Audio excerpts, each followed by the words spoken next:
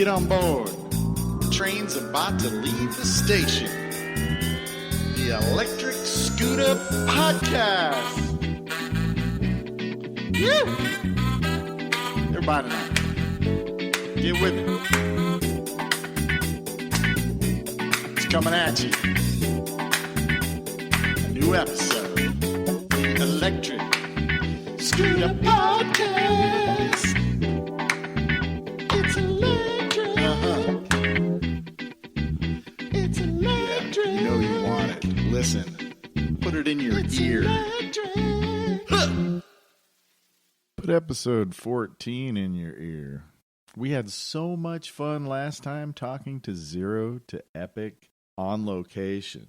Because I take a recorder to an outdoor location like a restaurant or a park or something.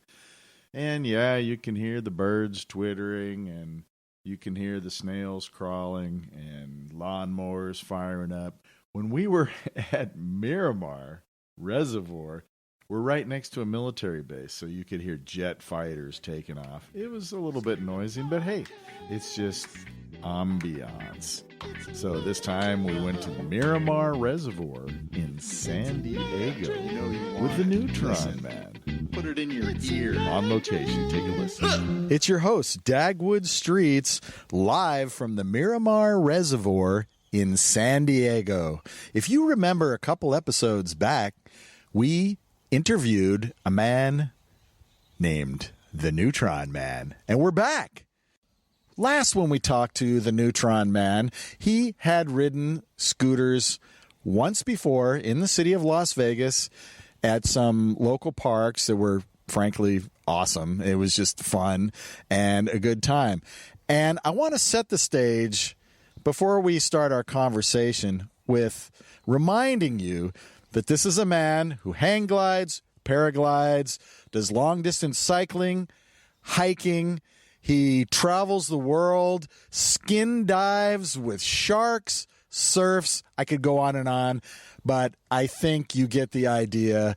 He's kind of an adrenaline junkie. So I thought it would be interesting to see person with his background be introduced to electric scooters and see what he thinks of them. Now, last time we interviewed him, he said he kind of likes things that are action-oriented but are kind of human-propelled, like paragliding, parachuting, bicycling, things where you're using your body or naturally propelled by the wind, that kind of thing. So I thought he would love the wind in his face and just the feeling and all that. And people, I like to say that maybe 8 of 10 people, when they get on a scooter, they go, I got to buy one. It's for me. But there's 2 in 10, I contend, that it's just not for them. If you don't have a background in surfing, skateboarding, cycling, that kind of thing, you might not have that kind of natural balance. It might not be the thing for you.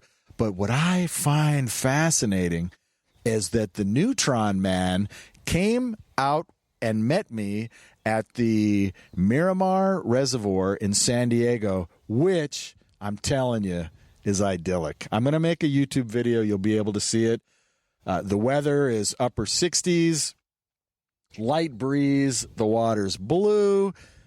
There are $1 million homes surrounding a lake that has trees all around it. It's just perfect.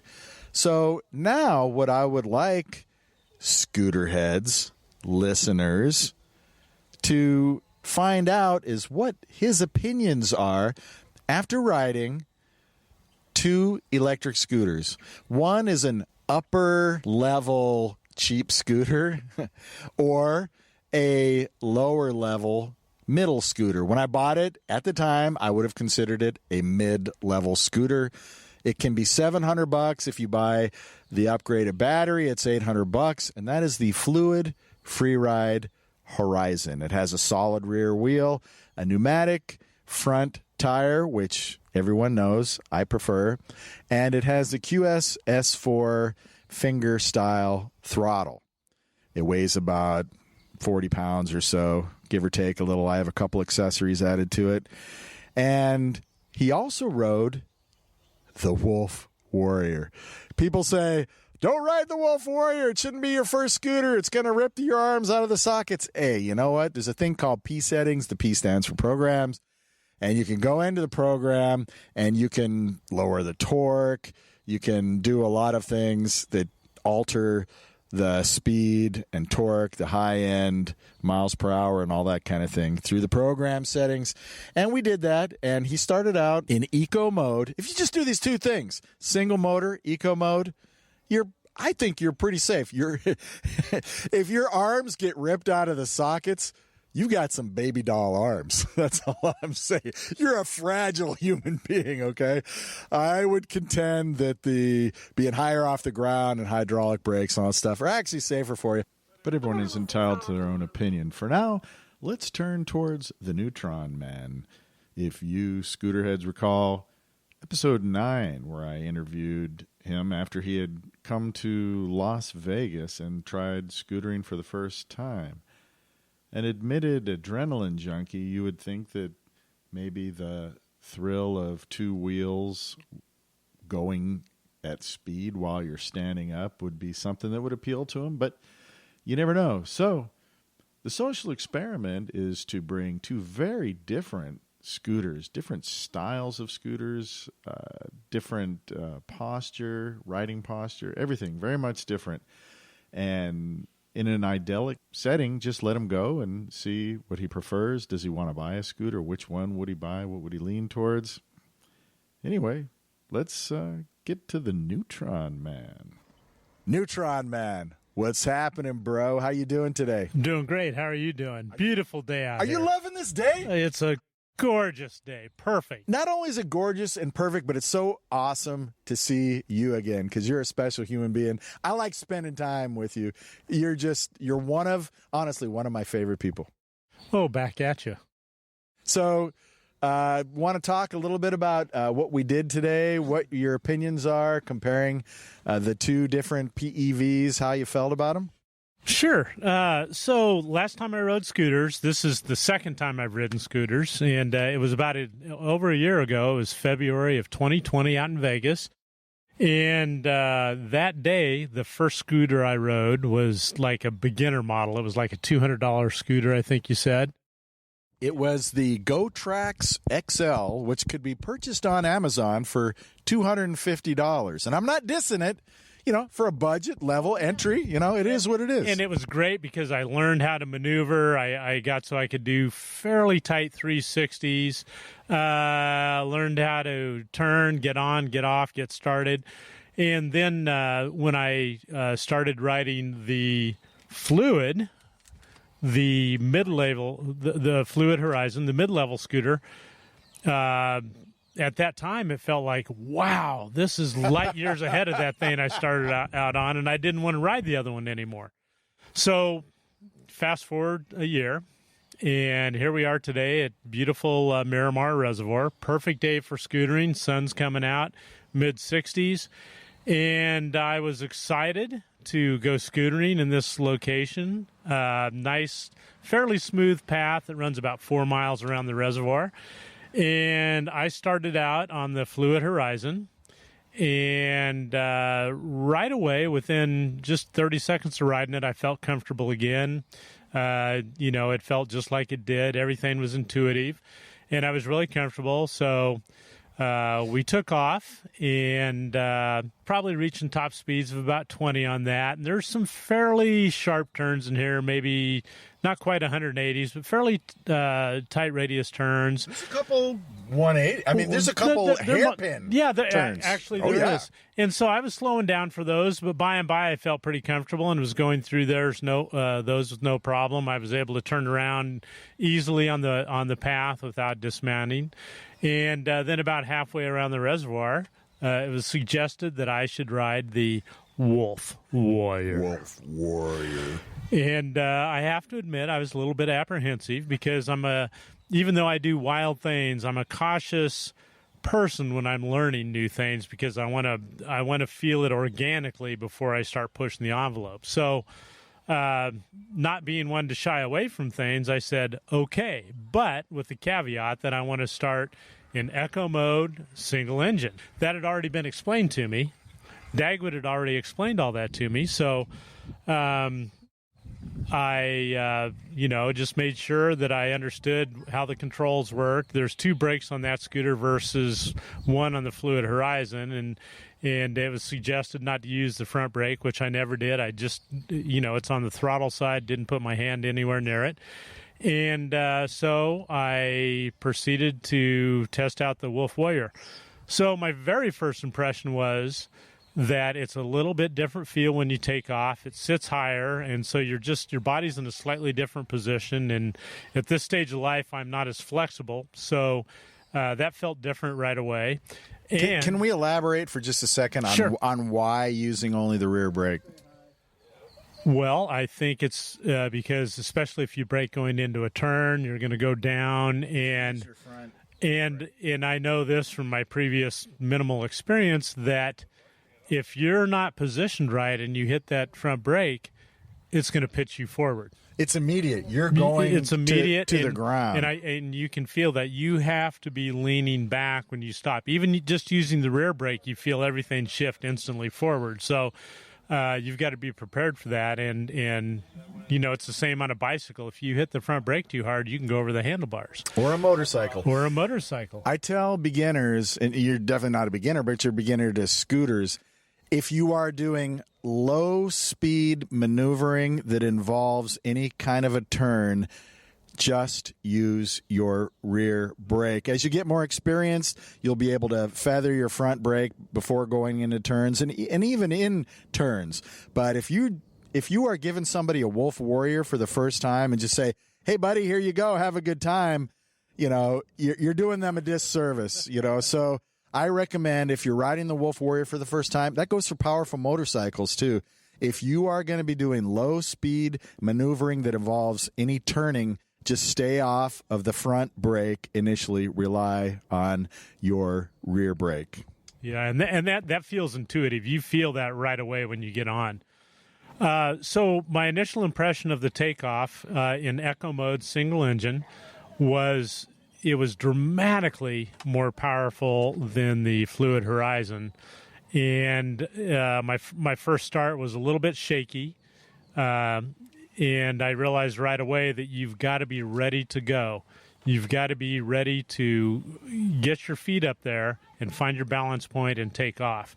And you don't want to go through it slowly. It needs to be a nice, smooth motion to achieve that takeoff. So that my first start was a little bit shaky, but once I was up and going, right away I realized that the Wolf Warrior feels way more stable and capable than the Fluid Horizon. It just feels substantial. It weighs a lot more. The frame is beefed up comparatively. And right away, the balance on it felt fine. I felt very comfortable in that way. That said, the throttle, even in Eco mode, is much touchier because you have way more power. So for the first quarter mile or so, I just stayed in single engine Eco mode. And then Dagwood, who is now on the Fluid Horizon and not necessarily digging that, I was looking at me jealously. But he pulled up alongside and said, go to dual motor so you don't overheat the single motor. So I did that.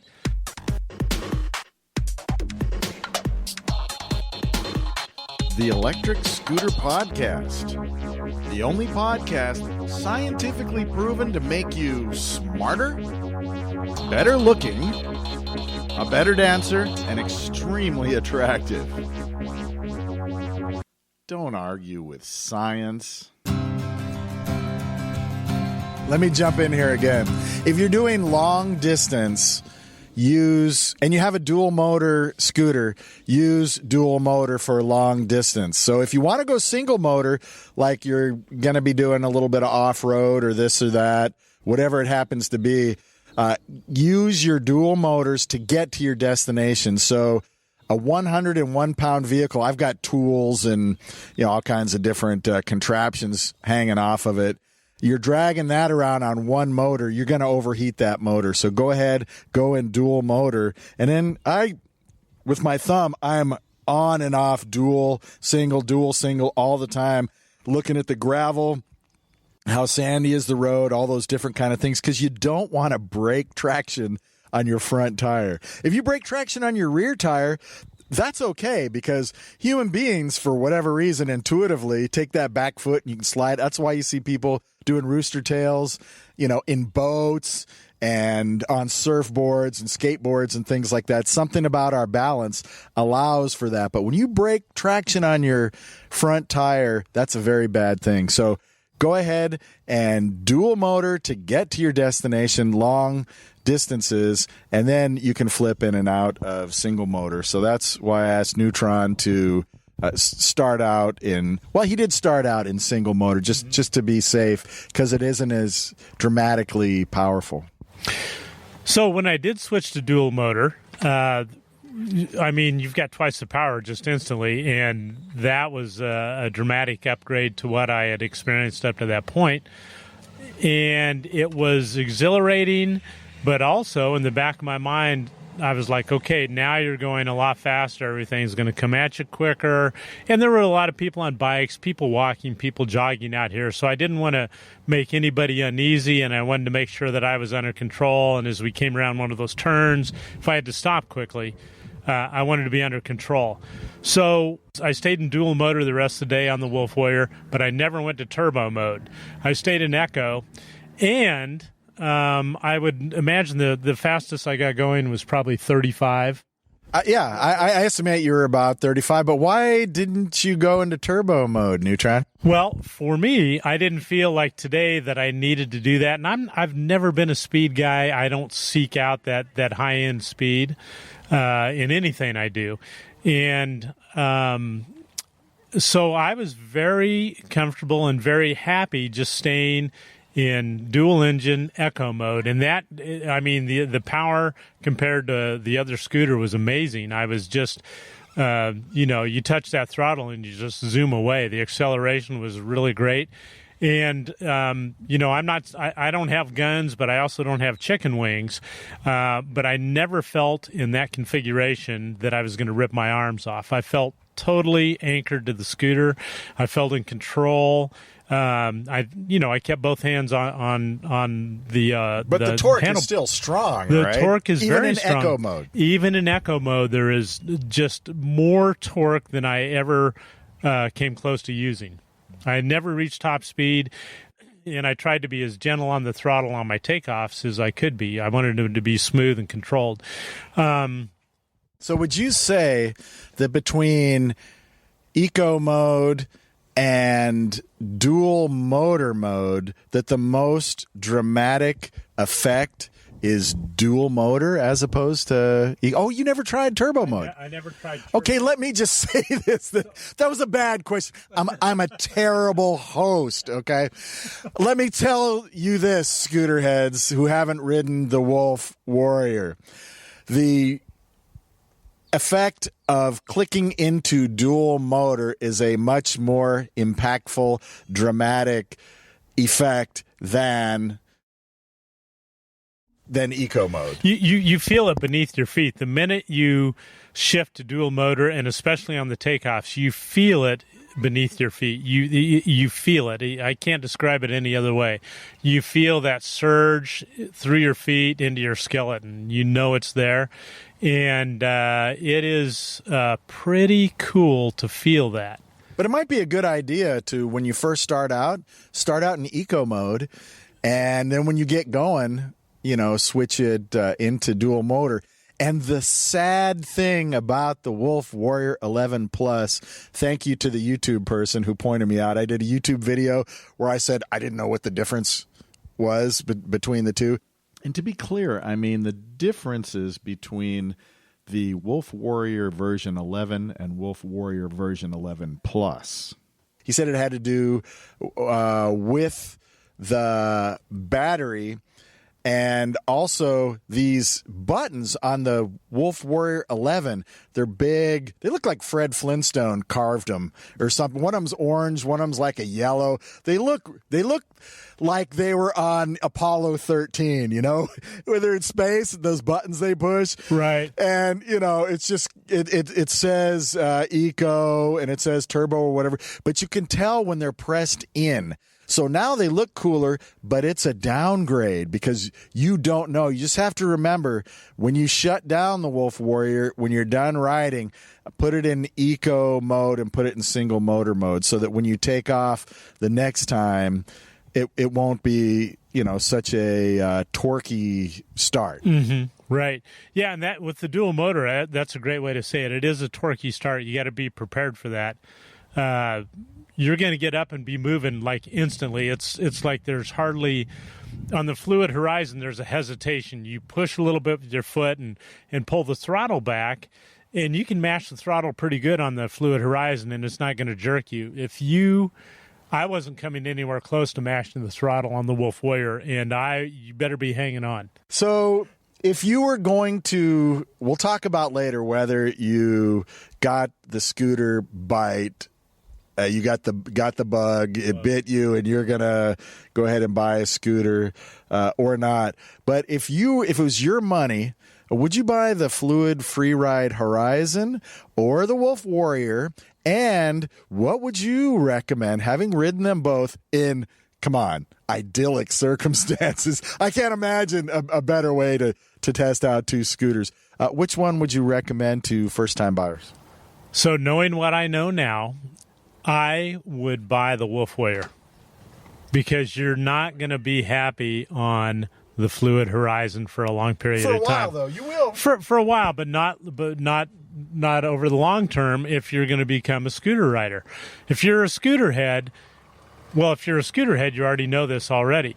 But I would buy the Wolf Warrior, but I would get some time, at least an hour, on another lesser scooter with lesser power to just get the feel of how it is to be moving on two wheels vertical. Like one of those rental scooters, like a Lime or something Bird. like that. Go out and just get the feel for it. You're going to want to do that anyway to see if it's really your thing. But if the Wolf Warrior was the very first scooter you got on, and let's say that you didn't, like I had Dagwood to kind of talk me through the initial stages of operating the Wolf Warrior. Let's say you're buying it cold, like you live in Montana and there's no other scooter heads up there, but you really want to do it, you know it's your thing, you're going to want to understand how it feels to be on a scooter before you jump on the Wolf Warrior, because the Wolf Warriors, it's a machine that demands respect. And if you don't understand scooters, then you won't know how to respect it, and that's when you could get yourself in trouble. And that's an excellent point, too. I'm glad you mentioned randomly Montana, because where do you live? If you live somewhere where you're going to go 6 miles, say you're using it as a commuter, 6 miles to get to work, and I have friends in Montana, and it's like a mile and a quarter dirt road just to get to the pavement, I would definitely want the Wolf. And if I lived in a house with a garage, then definitely the Wolf. If I was a 140-pound guy who lived in Silicon Valley and worked for a company that manufactures lasers that are mounted on sharks, and I lived on the 4th floor of a condo, I would go for the Fluid Free. And I lived a mile and a half, of pavement to get to work. I'd go for the Fluid Free ride because I'm not doing it for adventure and fun. I just want to get to work and I want something cheap. I would probably still spring the extra $80 or whatever it is for the better battery, just because it's going to last longer, and on the occasion you might want to go further, and you won't have to charge it as often. But if you're like a beefy, brawny kind of guy, and you live or girl, and you live there are beefy, brawny girls. There are, absolutely, and there. I love respect. them. I love them. Yeah, man, definitely. So, and you live in a house with a garage where you can just keep it upright, with the not non-collapsed, and you just jump on it and go, then the Wolf Warrior is the way to go. If you're carrying up and down flights of stairs, this is, like I said, 40-something pounds, low 40, 42 pounds, depending on what kind of accessories you got on it. For the Fluid Horizon. For the Horizon, I would definitely go for the Horizon. And, the fact that it has a solid rear wheel is both good and bad. It's odd they went with a combination. They didn't say, hey, we're going solid wheels, or hey, we're going pneumatic. They put a pneumatic in the front and a solid in the rear, which I kind of surprisingly like, because you have a 50% lower chance of getting a flat tire. But remember, if you're somebody who's going to be doing skids, like you saw me do a couple rooster tails, stoppy, stuff like that, just kind amazing, absolutely stunning. It's not amazing. It's definitely not neither stunning nor amazing. Mediocre and geriatric. Thank you. That's the more accurate description. The rear tire, you do not want to skid on a solid rear tire because it'll get a flat spot, and every time you ride it, you will feel dejected because you'll be listening to the whop, whop, whop, and it won't feel right. Be uncomfortable, and then you'll just go buy a Wolf Warrior. I would say that, what Dagwood just said about if you're just looking for a basic commuter and you got a 2-mile ride to work and you're trying to live on the cheap, the Fluid Horizon would be a great machine for that. It's going to get you there almost as quick as the Wolf Warrior. Not with as much fun, but it's going to get you there. But the Wolf Warrior, comparatively, is a machine. The Fluid Horizon is it's like a toy. It's kind of toy-like in a way. It's an upscale toy. It's an upscale toy, and it seems to be very dependable. And you can hit 25 on it, but the Wolf Warrior is a machine that's capable. You have that, like there's in this area we're in, there's areas where there's thick wood chips on the ground surrounding the picnic tables and stuff like that.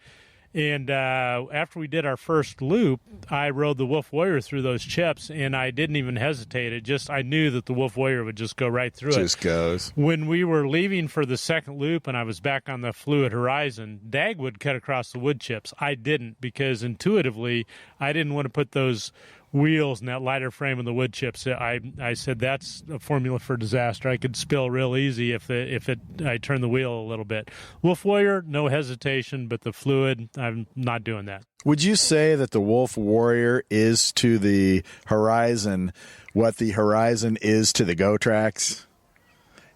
We're not saying that the Horizon is a bad scooter. It's not. It's solid. It's all metal. It's got more solid materials than your basic scooters, right. But the Wolf Warrior is just a huge and dramatic step. The Wolf above Warrior the Horizon. is substantial. It reeks of capability. The Fluid Horizon seems to be very dependable, and it's sturdy. But there's certain situations that you look at it and you go, well, I'm not going to do with that. I'm not going to go down a dirt road with rocks and stuff. No way. You're going to wipe out.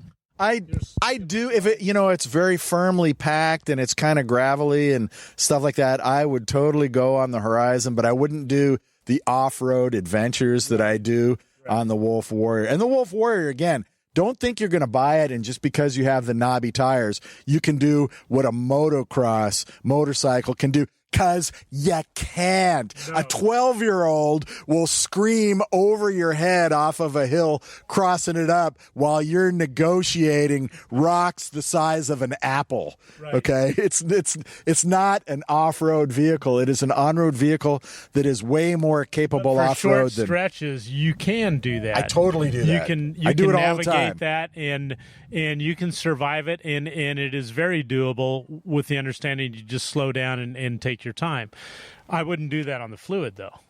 No, the Fluid with those small tires, it's just a formula for disaster. So there's a big difference in the capabilities between these two machines. You can also feel that the Horizon, and we keep saying Horizon, but let's just say this class of scooters, this price range of scooters is, you said less substantial. It's kind of wobbly. I mean, you can kind of feel the stem moving a little bit. Things are not as solid as they are on the Wolf. Right.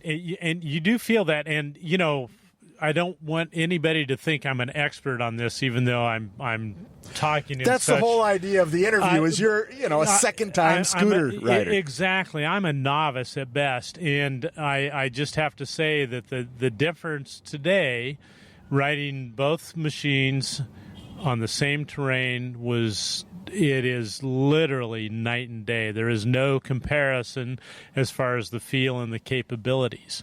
They're both very good for what they do, but the Wolf Warrior has 10 times the capability at the Fluid Horizon. I guess that's the best way to say it. And so for somebody that was going to maybe buy a scooter and they know that they want to be into the activity long term, I would suggest the Wolf Warrior if you can afford it, simply because you're not going to outgrow the machine. And you can adjust it in the P settings. You can go in, you can tame that beast with your thumb. You turn the torque down, you make sure it's an eco mode and single motor, and it's fine. They're just a little higher off the ground.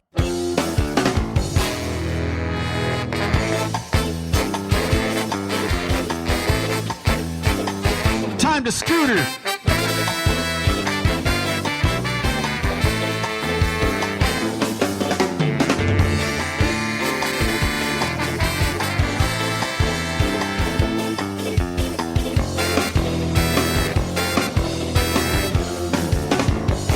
Las Vegas. So let's bring this interview full circle, and really the whole reason that we're out here today, that we are doing this to satisfy my scooter head curiosity. You've ridden I won't say ho-hum, but a lower mid-level priced scooter, and what we could say is high-end. I mean, Ryan is like a $7,000 scooter, carbon fiber, that goes whatever it goes. It's fast. So you've ridden them both in idyllic conditions in a beautiful location, a slight off-road. You mentioned the wood chips, but mainly very nice, smooth pavement.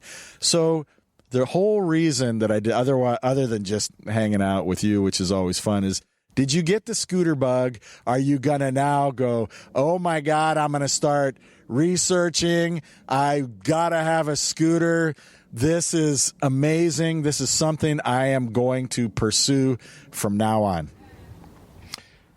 Probably not.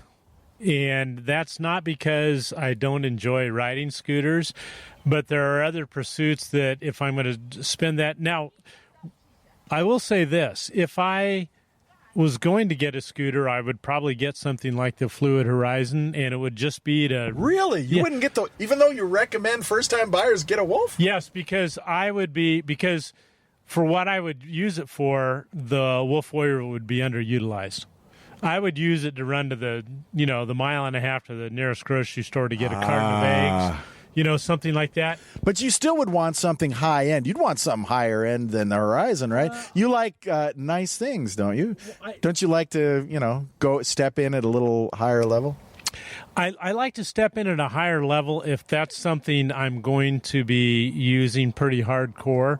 But if I got a scooter, it would be for that milk run. Oh, you may be happy with a Amazon GoTrax. I don't think I'd be happy with that because I rode that lesser scooter when I visited you last year in Vegas. That's also a thumb throttle, not a trigger. Exactly, and this one, the Fluid Horizon, is more.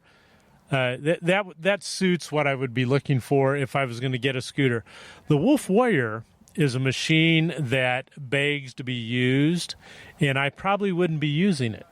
I would be underusing it, and so it would be a waste of my money to spend that. It's a fine machine. We talked about its capabilities, and I didn't even come close to I scratched the surface basically on what it's capable of.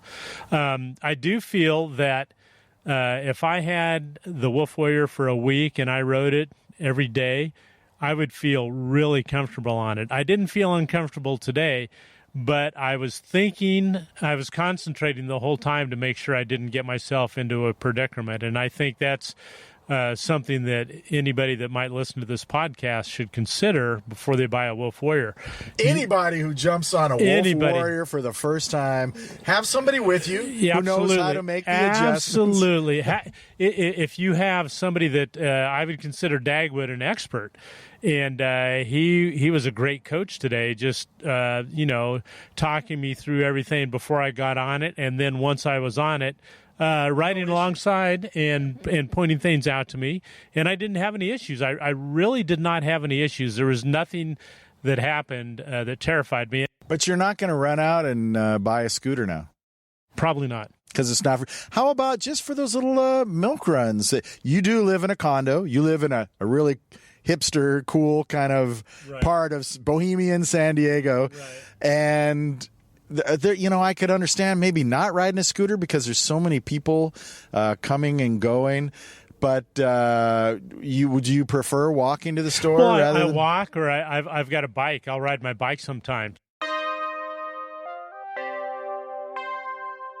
We were talking earlier about the GoTrax XL. I don't want to diss that, nor that class of scooter, because I believe there is a place for them. I still use it, even though it's not my scooter of choice. I have visitors, and it's good to have an extra scooter. It's the lightest scooter I own, so it's easy to throw in the car.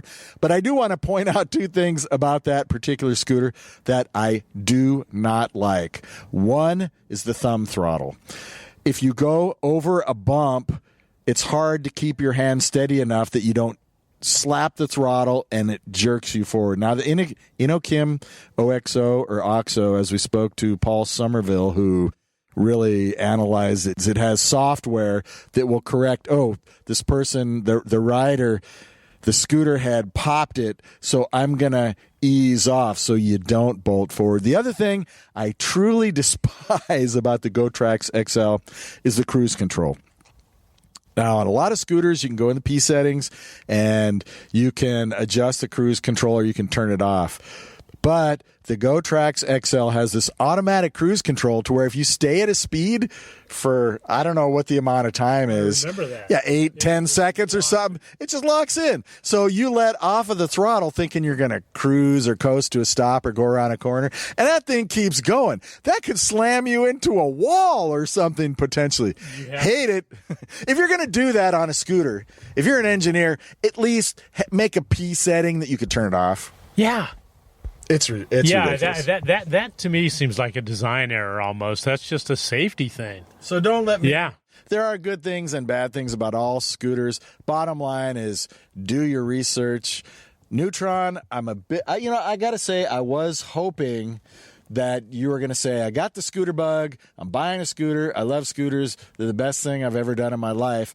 But at the same time, you kind of reinforced my opinion that scooters are not for everyone. Yeah, and I'm glad you said that, because if you didn't, I was going to say that. It's not for everybody. For me, it is an enjoyable pastime to come out and, just to be out in the world, experiencing something new is always a wonderful, valuable thing to do. And that's what today was all about. And, a couple of old friends getting together and just hanging out. And, I know that Dagwood is very passionate about scooters, and I've told him more than once that I really appreciate his passion. It's obvious when he talks about scooters, and the fact that he's doing this podcast is another example of that. But it's fun to be around somebody that is following their passion, and that's what today was about for me. And it was fun to climb on the Wolf Warrior and if not master it, to get comfortable with it, and it was worthwhile to do it. And I'm certain that whenever I'm around Dagwood, I will be riding a scooter. You're gonna be right. No doubt in my mind, and I'll probably be doing that when I'm 89. But you'll look forward to it too, right? You're not like dissing scoot. You're just saying you're not gonna go reach into your pocket and lay down that kashizzle. Yeah. All right, brother. Bones it out. COVID. Boom. Bones it out. Fist bump. Good seeing you again. Thanks for being on the podcast again. I'm sure we will hear from you again and maybe even see you on a YouTube video, which I don't promote my YouTube because they're okay. They're not great. There are guys out there doing epic cinematic YouTube videos, that rival stuff that you would see in blockbuster films. I'm not that guy. I'm not a YouTuber who does podcasts. I'm a podcaster who occasionally does YouTube. So if you want to see the Neutron Man in action, we got some good footage today. I think I'll make a quick little YouTube about that. Sounds great. All right, brother. Take care. Aloha. Bye. There he goes, Scooterheads, the Neutron Man, a self-described adrenaline junkie, trying scooters for actually the second time. Kind of proved what I've said in the past, that scooters are not for everybody. They're great. They're saving the planet, low emissions. They're fun. There's a lot of good stuff to say, but should everybody be riding a scooter, or should everybody purchase a scooter? Yeah, I don't know. Jury's out, according to the Neutron Man. That does it for episode 14 of the Electric Scooter Podcast. Join us next week, and until then, keep the shiny side up and the dirty side down.